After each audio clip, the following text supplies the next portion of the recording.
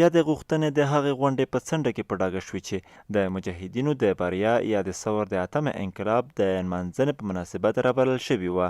دیني علماء کرامو پر ښکېلو لورو غږ وکړ چې د روژې مبارکې میاشتې په خاطر د اوربند اعلان کړي. څنګه چې پخوا دا جرأت او غیرت کړی و چې د دې ولس د غوښتنې په اساس یې اوربند اعلان کړی و، یو ځل بیا مو غوښتنه دا ده چې د راتلونکي رمضان په میاشت کې په ډېر جرأت او بهادرۍ سره اوربند اعلان کړي. او همچنان د طالبانو ورونو څخه هم دا غوښتنه ده چې ولسونه د جنګ جګړې وژنې نه ستړي شوي. په غونډه کې د ثور 8 بریا ته په اشارې د هم وویل شول چې د مجاهدینو غوښتنو ته د هم پاملرنه وشي.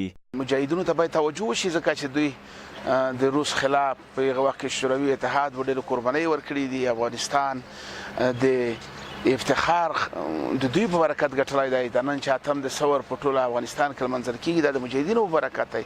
بل لوری مدني فعالانو د خالد او الفتح عملیاتو د بندیدو غوښتنه وکړه. د دوی په وینا د روانه جګړې غوڅ اکثریت قرباني عام ملت ورکوي. دا چې په دې وروستیو کې د افغان حکومت او د وسلوالو طالبانو له لوري د الفتح او خالد په نامه عملیات شروع شوي، د دې عملیاتو ګټه خو هېڅ نه لري، اما تاوان یې ملت ته رسېږي د دواړو طرفه. د ګناه خلک وژل کېږي، میندې، کونډې، بورې او یتیمان له دغه جګړې چې په میلیونونو راپاتې دي نور هم پاتې کېږي. په غونډه کې د تیر په څېر پر افغانستان د پخواني شوروي اتحاد یرغل وغندل شو، خو په ورته وخت کې بیا ټینګار په دې و چې ټول ګوندونه او سیاسي احزاب د یووالي پر مټ افغانستان له شته ناورینونو راوباسي. سیف الله ظاهر، انعکاس رادیو تلویزیون، خوست.